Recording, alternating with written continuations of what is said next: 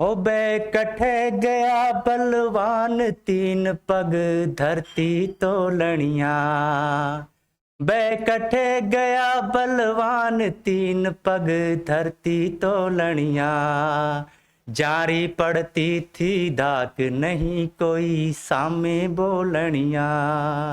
जारी पड़ती थी धाक नहीं कोई सामी बोलनिया। निर्भय बोलनिया बेनर, निर्भय बोलनिया बेनर।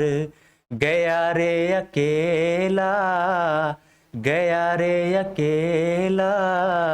2 दिन की जिंदगी है, 2 दिन का मेला। क्या लेके आया बंदे, क्या लेके जाएगा, क्या लेके जाएगा। 2 दिन की जिंदगी है, 2 दिन का मेला। 2 दिन की जिंदगी है, 2 दिन का मेला। नमस्कार, मैं विनोद कुमार राजस्थान की संतों की इस पूजनीय भूमि को नमन करते हुए स्वागत करता हूं आप सबका अभिनव कैरियर एकेडमी के यूट्यूब चैनल पर। और हमारे जो राजस्थान के लोक देवता हैं उनका आज हम अध्ययन कर रहे हैं। दूसरी अपनी कक्षा है। पहली कक्षा में हमने पंच पीरों के बारे में अध्ययन किया था, 5 जो लोक देवता थे हमारे उनके बारे में। और आज हम अध्ययन करेंगे अन्य जो हमारे लोक देवता हैं उनके बारे में। तो शुरू करते हैं आज की कक्षा देवनारायण जी से। देवनारायण जी, इनका जो बचपन का नाम था वो था उदय सिंह। उदय सिंह थे बगड़ावत नागवंश से गुज्जर शासक हुए हैं। उनके वंश में थे। मांडल जी के परिवार में थे। मांडल जी कौन थे? जिन्होंने मंडल झील का निर्माण करवाया था, मंडल झील। और इनके जो है 24 बेटे बेटियां थे, उनमें से एक थे सवाई भोज। सवाई भोज के बेटे थे देवनारायण जी। और ये जो सवाई भोज और उनके जो 23 भाई थे, ये क्या है कि युद्ध में शहीद हो गए थे, वीरगति को प्राप्त हो गए थे इनके बचपन में ही। और इनकी जो माता का नाम था साडू गुजरी, सेडू माता भी इनको कहते हैं। और ये मालवासी थी। इनके जो है पुत्र थे कौन? देवनारायण जी। तो पिताजी का नाम सवाई भोज, ठीक है। जन्म इनका हुआ 1243 ईस्वी सन है। ये विक्रम संवत नहीं है, क्या है? ईस्वी सन। कहाँ हुआ? आसीन, जो भीलवाड़ा में पड़ता है, भीलवाड़ा जिले के अंदर आसीन है। आसीन के अंदर इनका जन्म हुआ 1243 ईस्वी के अंदर। पत्नी का नाम पीपल दे था। धार के राजा जय सिंह की पुत्री थी। कहाँ के राजा थे? धार सिंह, उनकी पुत्री थी पीपल दे। और अपने जब लोक देवताओं का दन करते हैं तो सभी जो रानियां हैं, जो माताएं हैं, उनके नाम क्या? दे लगता है। देव का मतलब देवी, जैसे आज के हम नाम के आगे लगाते हैं देवी, उसी प्रकार दे का मतलब भी देवी, ठीक है। पत्नी पीपल दे, धार के राजा जय सिंह की पुत्री। इनके पुत्र और एक पुत्री थी बीला, और बिल्ली दोनों का नाम था। ये भी अपने को ध्यान में रखना है। इनका जो घोड़ा है वो लीलगर था, लीलगर। तो देवनारायण जी बगड़ावत, जो ये 24 भाई बहन थे, 24 भाई, इनको बगड़ावत कहते थे, बगड़ावत, ठीक है। और मंडल जी वंश थे, मतलब इनके जो है पुराने शासक हुए हैं इस वंश में, ठीक है। नागवंशीय गुज्जर, और गुज्जर जाति जो है इनको विशेष रूप से पूजती है, इसलिए क्योंकि ये नागवंशीय गुज्जर थे खुद, ठीक है। माता का नाम साडू गुर्जरी, देखो, और या सेडू माता भी कहते हैं, सेडू माता।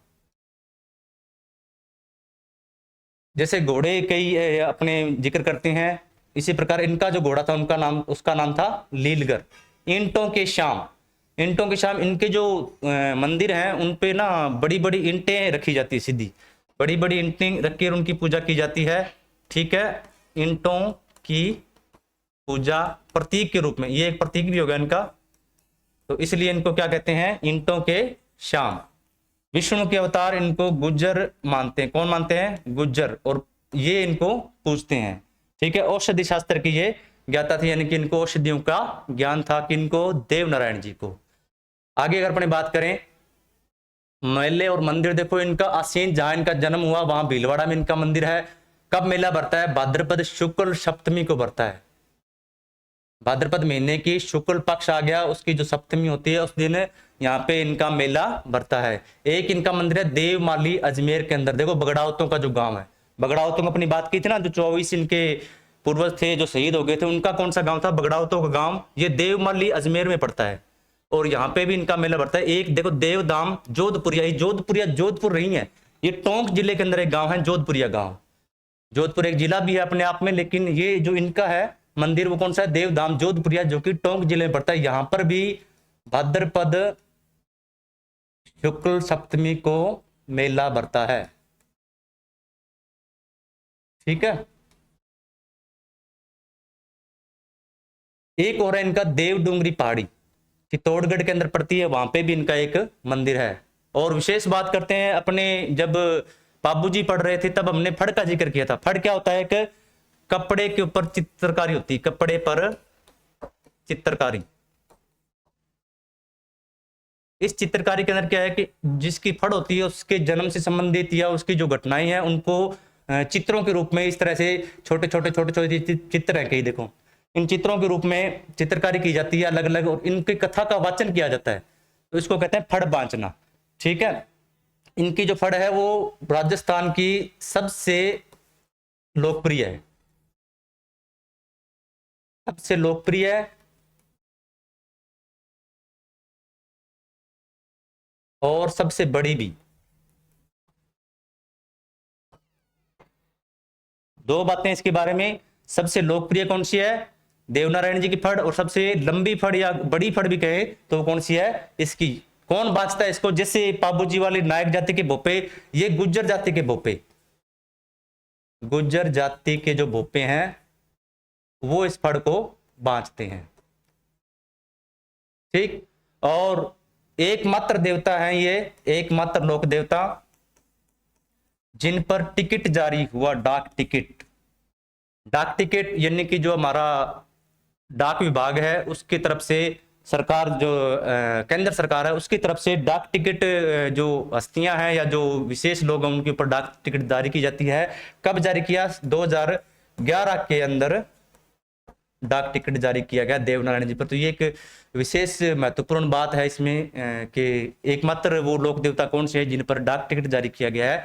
देवनारायण जी कब जारी किया गया? 2011 के अंदर। मंदिर और मेलों की बात करें तो आसीन भीलवाड़ा के अंदर भाद्रपद शुक्ल सप्तमी को इनका मेला भरता है। ठीक है। देवमाली अजमेर बगड़ावतों का गांव है, वहां पे इनका मंदिर है। देवधाम जोधपुरिया भी मंदिर है, यहाँ पे भी मेला कब भरता है? ये सेम ही है। ठीक है। देव डूंगरी पहाड़ी ये चित्तौड़गढ़ के अंदर है। तो ये चार इनके धाम हो गए। ठीक है। और ये इनकी फड़ जो महत्वपूर्ण इसमें क्या है? राजस्थान की सबसे लोकप्रिय फड़ है और सबसे बड़ी भी फड़ है कौन सी? राजस्थान की, जो कि देवनारायण जी की फड़ है। फड़ के बारे में अपने जिक्र किया। क्या होता है? कपड़े पर की गई चित्रकारी जिसमें कहानियों के माध्यम से इसको बांचा जाता है और उनकी जो कथा सुनाई जाती है। टिकट कब जारी हुआ? सन 2011 के अंदर। एकमात्र देवता, लोक देवता राजस्थान के जिनके ऊपर भारत सरकार द्वारा टिकट जारी किया गया। अब बात करें अपने तेजा जी, किसान थे और बहुत ही प्रसिद्ध फेमस है, और आजकल तो इनके जो गीत हैं अपने देखते हैं लीलन श्रृंगारी वगैरह, ये सारे इसी इन्हीं से संबंधित है। तेजा जी जाट थे, जाट जाति के अंदर किसान थे। कहां से? देखो जन्म इनका कब हुआ? 1130 विक्रम संवत 1073। अगर अपन देखो विक्रम संवत की अगर बात करें तो 1130, क्या 1130। और अगर बात करें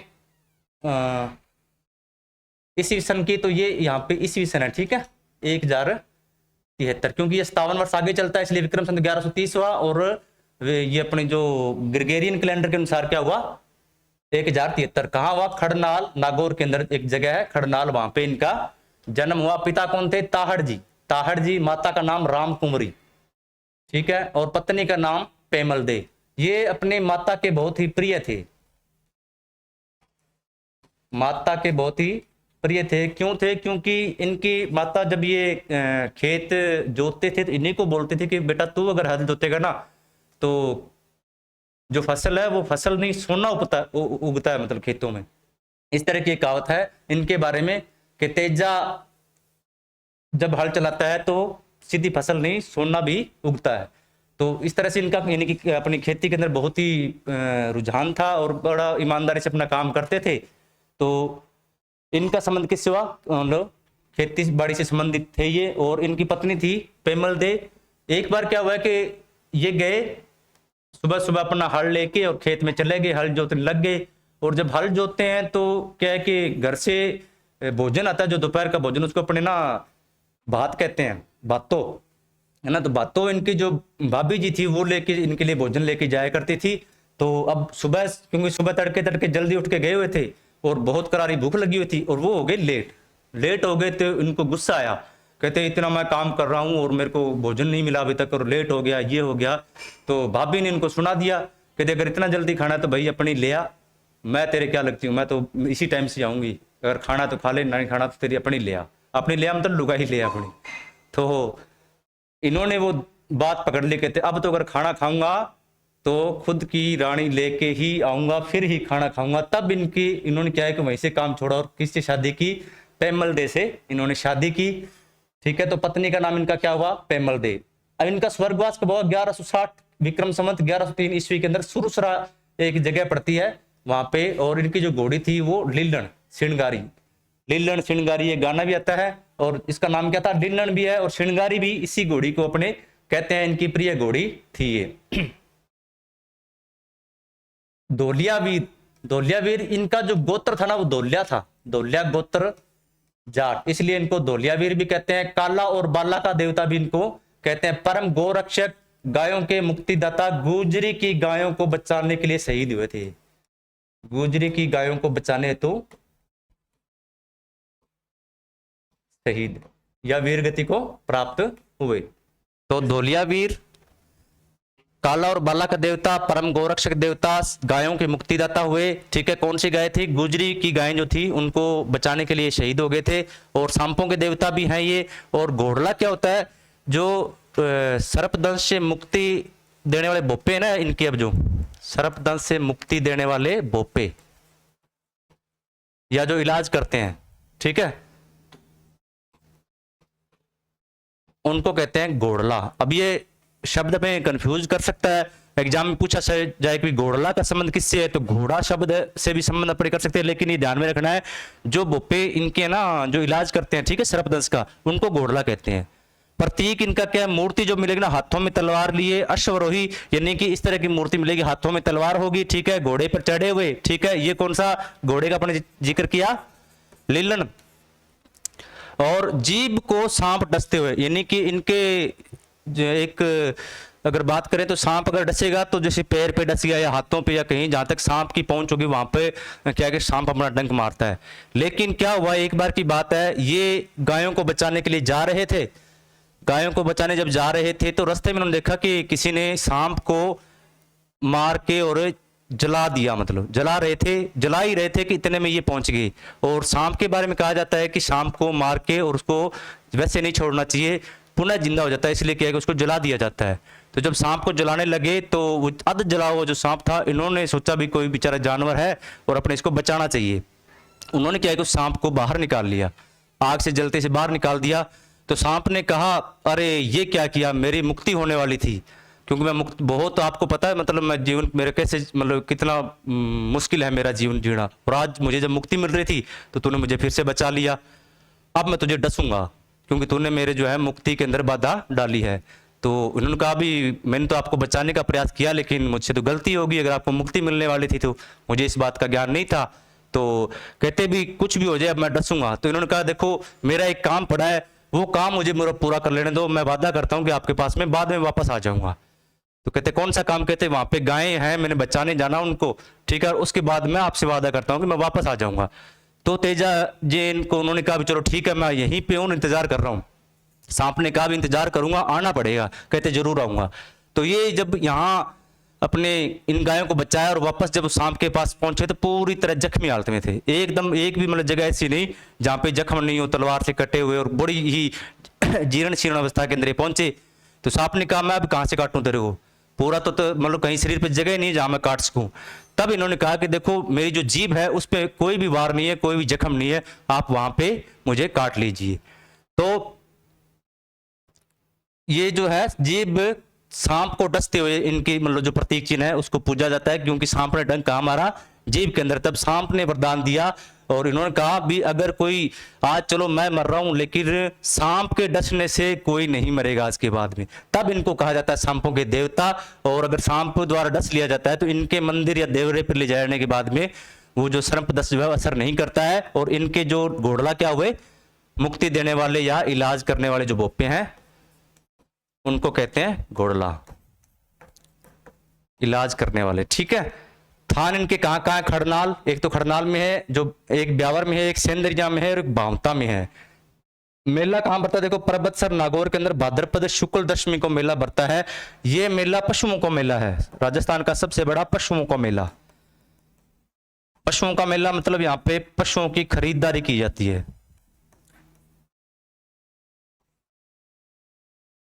ये ध्यान में रखना है, नागौर का जो मेला किससे संबंधित है? पशुओं से संबंधित है। और खरीदारी यहाँ पे पशुओं की खरीद बिक्री जो है वो यहाँ पे की जाती है। राजस्थान का सबसे बड़ा मेला परबतसर नागौर में कब बढ़ता है?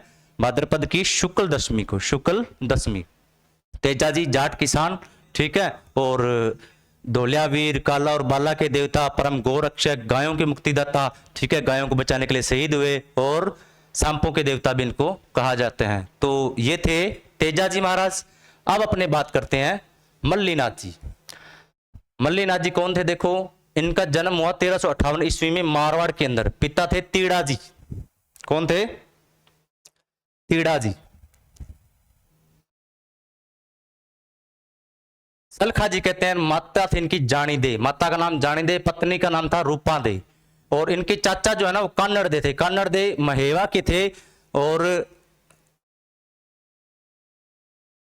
इनके पिताजी की ना, जब ये बचपन में, इनके बचपन में ये ना पिताजी की मृत्यु हो जाती है, तब ये अपने चाचा के पास रहने लगते हैं। और इनके जो भतीजा यानी कि इनके ये चुंडा जी है कि इनके भतीजा थे मल्लीनाथ के, मल्लीनाथ के भतीजा थे। इनके भी इन्होंने क्या है कि जो युद्ध हुए ने चुंडा, जो ये राव थे सारे, राव मल्लीनाथ, राव चुंडा, राव कान्नड़ दे ना, तो ये जब अपने इतिहास पढ़ते हैं ना, तब अगर इनकी बात आएगी तो अपना पूर्व पहले जो पढ़ा होगा इनके बारे में, तब अपने को वहां पे आसानी होगी समझने के अंदर कि इनका क्या रोल था वहां पे। तो जो भतीजे चुंडा जी थे, इनके साथ भी इन्होंने युद्धों में भाग लिया और कई जगह इनको जीत दिलवाई थी मल्लीनाथ जी ने। ठीक है, इन्होंने मेवाड़ के अंदर सबसे बड़ा हरि कीर्तन करवाया उस टाइम का। उस टाइम का सबसे बड़ा हरि कीर्तन किसने करवाया? मल्लीनाथ जी ने, क्योंकि ये देव भावना में विश्वास रखते थे, शासक भी थे, ठीक है, योद्धा भी थे, और भजन कीर्तन में भी विश्वास रखते थे। इसलिए 1465 में मेवाड़ में इन्होंने क्या है कि सबसे बड़ा हरि कीर्तन रखवाया। निजामुद्दीन को परास्त किया था 1313। ये कौन थे? ये वहां के मारवाड़ के अंदर ना एक जगह है, वहां के ये थे सेवक थे, सेवक या जो सूबेदार कहते हैं, सूबेदार निजामुद्दीन थे। इनको परास्त किया था इन्होंने 1378 ईस्वी के अंदर। और निर्गुण ईश्वर में आस्था, इनका मानना था कि भगवान जो है वो निर्गुण अवतार में उसकी पूजा करनी चाहिए। ठीक है, एकेश्वरवाद, जो एक ईश्वर है उसमें ये विश्वास रखते थे, और इसलिए इनको निर्गुण ईश्वर का या निर्गुण देवता भी इनको कहते हैं। इनका मंदिर कहाँ है? तिलवाड़ा बाड़मेर के अंदर। मंदिर तिलवाड़ा बाड़मेर के अंदर। मेला कब बढ़ता है? चैत्र कृष्ण अष्टमी। कौन सी अष्टमी? कृष्ण अष्टमी से शुक्ल एकादशी तक इतने दिन इनका मेला चलता है। और जो इनकी पत्नी थी रूपा दे, उनका भी मंदिर है कहां पे? माला जाल, जो तिलवाड़ा के पास ही पड़ता है। तिलवाड़ा ना, तिलवाड़ा के पास में जगह पड़ती है एक माला जाल। और ये जो मंदिर है इससे कुछ दूरी पर है ये तिलवाड़ा का मंदिर। कौन सा? माला जाल का। ये जगह का नाम है। ये कौन सी है? जगह। ठीक है, वहां पे किसका मंदिर है? रूपा दे, जो कि इनकी पत्नी है। तो ये मल्लीनाथ जी हुए। जन्म 1358 मारवाड़ में। पिता तीड़ा जी सलखा जी, माता जानी दे, पत्नी रूपा दे, चाचा कान्नड़ दे महेवा के थे, ये महेवा के शासक। और भतीजे इनके कौन हुए? चुंडा जी हुए। हरि कीर्तन इन्होंने सबसे बड़ा रखवाया था, ईश्वर में आस्था थी। और रूपा दे का मंदिर और इनका मंदिर तिलवाड़ा के पास में है, जो बाड़मेर में पड़ता है। और मेला कब बढ़ता है? चैत्र कृष्ण अष्टमी से शुक्ल एकादशी तक। तो ये थे मल्लीनाथ जी। अब अगर अपने बात करें वीर कल्ला जी, चार हाथों वाले देवता, चार हाथों वाले, चार हाथ थे क्या इनके? हाँ, इनके चार हाथ इसलिए थे क्योंकि ये देखो मूर्ति देखो, एक ये नीचे है, कौन है ये? कल्ला जी। और ये है जयमल जी। कौन है? जयमल राठौड़। ठीक है, और ये है कल्ला राठौड़।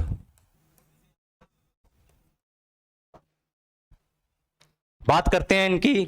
क्या हुआ कि एक बार ये जब युद्ध के अंदर थे, शहीद जब हुए, कब शहीद हुए ये, एक युद्ध में जब मारवाड़ का युद्ध था, और इसके अंदर क्या है कि सेना ने इनको जब घेर लिया तो पूरी तरह से जो ये जयमल जी थे ये घायल हो गए थे, ऊपर जो बैठे हैं ना ये घायल हो गए थे। तो इन्होंने क्या है कि अपने कंधे पे इनको बिठा लिया, तो दो हाथों में इनके खुद के तलवार, और जो ऊपर बैठे थे इनके जयमल जी उनके पास भी दो हाथ, यानी कि चारों हाथों में तलवार लिए लड़ते लड़ते ये वीरगति को प्राप्त हुए थे। इसलिए इनको कहा जाता है चार हाथों वाले देवता, चतुर्भुज देवता, चतुर्भुज देवता, ये भी इनको ही कहते हैं। ठीक है, और भी इनके नाम है, क्या है नाम है, कल्ला, कल्याण, केहर और कमदज, कै कै कै कै कै। ठीक है, तो कै से संबंधित जो भी नाम है इनके हैं, कल्ला, कल्याण, केहर, कमदज, कल्ला। ठीक, जन्म कब हुआ, 1601 विक्रम संवत की बात करें तो 1601, और अगर ईस्वी सन की बात करें तो 1544। कहां हुआ, मेवाड़ के अंदर। पिता कौन थे, अचल सिंह, अचल सिंह एक शासक थे, उनके यहाँ इनका जन्म हुआ। ठीक है, बुआ कौन थी इनकी, जो मीराबाई है ना अपने जो मारवाड़ में जो मेवाड़ में प्रसिद्ध हुई थी मीराबाई, भजन कृष्ण की भगत जो, वो इनकी बुआ थे। ठीक है, इनकी पत्नी थी कृष्णा जी महासती, महासती यानी कि इनकी मृत्यु हुई, सती और महासती अपने दो जिक्र किया था, तो ये क्या हुई थी, महासती हुई थी, क्योंकि ये जब शहीद हुए थे तो इनका धड़ अलग हो गया था। ठीक है, और सिर अलग हो गया था, तो जो जो धड़ है ना, ये धड़ से भी मतलब जब तक इनके पूरी तरह से प्राण नहीं निकले, तलवार चलाते हुए करते करते करते करते रुंडेला गांव तक पहुंच गए थे, तो रुंडेला गांव में इनकी आके धड़ गिर गई और ये मृत्यु हो गई थी। तो यहाँ पे इनकी क्या है, समाधि है, और मृत्यु स्थान भी कहाँ हुआ, रुंडेला। तो कृष्णा जी है वो महासती। उसके बाद में इनके गुरु भैरवनाथ थे, और कुल देवी है इनकी माता नागणेची।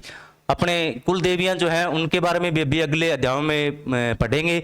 जो लोक देवता अपने भी चल रहे हैं, उसके बाद में लोक देवियां आएंगी, उनमें कुल देवियां भी है, अलग अलग जो कुल या जो वंशज जो है उनकी अपनी अपनी कुल देवी हैं, उनके बारे में जब अपन जिक्र करेंगे तो इनकी जो कुल देवी थी वो माता नागणेची। विशेष क्या, ये शेष नाग के अवतार कहे जाते हैं। ठीक है, नाग रूप में इनकी पूजा की जाती है। नाग, कौन सा नाग, नाग रूप में पूजा। ठीक है, इसलिए इसको इनको शेष नाग का अवतार माना जाता है कि इनको कल्ला जी को। काले पत्थर की मूर्ति सामलिया डूंगरपुर के अंदर है इनकी। कहां पे है, डूंगरपुर। यहाँ पे अफीम और केसर, अफीम व केसर का प्रसाद चढ़ता है, केसर उस मूर्ति को चढ़ाया जाता है। क्या चढ़ाया है, अफीम और केसर। कौन सी मूर्ति, काले पत्थर की मूर्ति जो सामलिया डूंगरपुर के अंदर है। रुंडेला की अपने बात करी, लड़ते लड़ते वीरगति को प्राप्त कहां हुई है, रुंडेला के अंदर। और जड़ी बूटी का इनको विशेष रूप से ज्ञान था, इसलिए जितने भी तरह की जो महामारियां है ना उनके इलाज के लिए भी इनके मंदिर पर ले जाया जाता है। किरणधारी क्या है, रविवार के दिन इनके भक्त जो है इनके देवरे पे, थान पे या मंदिर पे इकट्ठे होते हैं। किस दिन, रविवार के दिन। ठीक है, तो किरणधारी जो है, जो उस मंदिर के पुजारी हैं उनको कहते हैं, मंदिर के पुजारी या सेवक कह लीजिए, उनको क्या बोलते हैं, किरणधारी। कहते इनके अंदर इनकी आत्मा प्रवेश करती है। किस दिन, रविवार के दिन आत्मा प्रवेश करती है, और जो भी वहां पे भक्तजन जाते हैं अपनी पीड़ाओं से मुक्ति पाने के लिए, जो असाध्य रोग है उनकी मुक्ति के लिए, या जो सर्पदंश है उनकी मुक्ति के लिए भी, तो जब ये इनमें आत्मा जब प्रवेश करती है तो इनके दर्शन से या इनके आशीर्वाद से क्या है कि वो सारे रोग दूर हो जाते हैं। तो किरणधारी क्या हुआ, जो मंदिर के सेवक हैं। ठीक है, किस दिन, रविवार के दिन क्या होती है, कल्ला जी की आत्मा उस किरणधारी में प्रवेश करती है और उनसे रोग दूर होते हैं। तो ये थे कौन, कल्ला जी, कल्याण जी, केहर जी, कमध्वज और चार हाथों वाले देवता, चतुर्भुज देवता। ठीक, एकमात्र देवता चार हाथों वालों की अगर बात अपने करेंगे तो इनका जिक्र आएगा। ठीक है, और वैसे योद्धा थे, परम वीरगति को युद्ध करते करते अपनी भूमि को बचाने के लिए शहीद हो गए थे। अगली बात करते हैं अपने, अब ये मुख्य थे। कुछ अन्य लोक देवता भी है जिनके अगर अपने बात करें, एक थे केसरिया कुंवर। ठीक है, केसरा भी इनको कहते हैं, कंवर केसरा। कौन सा, कंवर केसरा। गोगा जी के पुत्र थे ये। सर्पदंश में अगर इनकी मेड़ी जो है या थान, इनके थान होते हैं, थान पर सफेद रंग की ध्वजा, और वहां पे अगर ले जाए तो सर्पदंश से लगभग जो अपने राजस्थान के अंदर है, सांपों को विशेष रूप से पूजा जाता है और उन्हीं से संबंधित जो देवी देवता लगभग पाए जाते हैं। और इनका थान की विशेषता क्या होगी, उसके ऊपर सफेद रंग की ध्वजा होगी। किसके थान पर, कंवर केसरे की थान पर। आलम जी है एक बाड़मेर से, जेतमलोद के राठौड़ हैं, ये मल्लानी प्रदेश जो था यहाँ के शासक थे। आलम जी का दौरा प्रसिद्ध है। देखो ये डांगी नाम का एक दौरा है, या ये कि मरुस्थल है या जो टिब्बा है, ठीक है, उसको कहते हैं आलम जी का दौरा। वहां पे भाद्रपद शुक्ल द्वितीया को मेला भरता है इसके ऊपर, ठीक है ना। तो ये ध्यान में रखना, इसमें एक विशेष बात, आलम जी का दौरा कहाँ है, ठीक है, डांगी नामक दौरे पर, और वहां पे मेला कब भरता है, शुक्ल द्वितीया को मेला भरता है, कौन सी, भाद्रपद की। या अगर बात करें कि आलम जी का जो दौरा उसका किससे संबंध है, तो ये इनका नाम भी अपने आप आ जाता है। यहाँ पे डांगी नाम भी आ सकता है। डांगी का दौरा किन से संबंधित है, तो आलम जी से, ठीक है। एक में रत्ना रायका, ऊंटों पर सवार देवता के रूप में ये प्रसिद्ध है। रत्ना रायका का जो बात के जो भजन गाए जाते हैं उनमें रत्ना रायका का जिक्र हमेशा आता है। बात क्या होता है, जो मायरा अपने भरते हैं, बात के गीतों में इनका नाम आता है, ठीक है। और रामदेव जी के समकालीन, रामदेव जी जो अपने जब पढ़े थे उनके समकालीन थे ये। और रेबारी जाति में इनकी विशेष मान्यता है, विशेष पूजा करते हैं, कौन, रेबारी जाति के लोग। तो आज की कक्षा में अपने जितने भी लोग थे, जो 5 के अलावा बचे थे, उनकी अपने जानकारी ली। जैसे देवनारायण जी के बारे में पढ़ा, विशेष रूप से क्या देखो बात है, ईंटों के श्याम, ईंटों के प्रतीक के रूप में पूजा। विष्णु के अवतार गुर्जर जाति के लोग पूजते हैं, औषधि शास्त्र के ज्ञाता थे। और इनके जो फड़ है वो राजस्थान की सबसे लोकप्रिय और सबसे बड़ी फड़ है। कौन बांचते हैं, गुर्जर जाति, क्योंकि गुर्जर जाति समझ, इसलिए गुर्जर जाति के बोपे। एकमात्र देवता जिन पर टिकट हुई जारी, ठीक है। तेजा जी के बारे में पढ़ा, मल्लीनाथ जी, ठीक है, 4 हाथों वाले देवता हुए, और ये जो अन्य अपने देवता हुए। तो राजस्थान के जो मुख्य लोक देवता है वो आज अपने पूरे कर लिए हैं। तो अगला जो अपना अध्याय आएगा उसमें अपने करेंगे, इनके प्रश्न उत्तर कर लेंगे। तो प्रश्न उत्तर जब करेंगे तो इनसे संबंधित भी हो जाएगा और समझने में अपने आसानी, क्योंकि अभी अपने पास जो अपना एग्जाम है आपका BSSC का 30 जून को, तो उम्मीद करते हैं, कोशिश करते हैं कि 10 एक दिन में जो ये अपना कल्चर का जो पार्ट है उसको पूरा करेंगे, और पूरा करने के बाद में फिर जो है आगे के अपने देखेंगे। और आज के लिए इतना ही, अगली क्लास में मिलते हैं प्रश्नोत्तरों के साथ। तब तक के लिए बहुत बहुत आभार, धन्यवाद आप सबका, थैंक यू।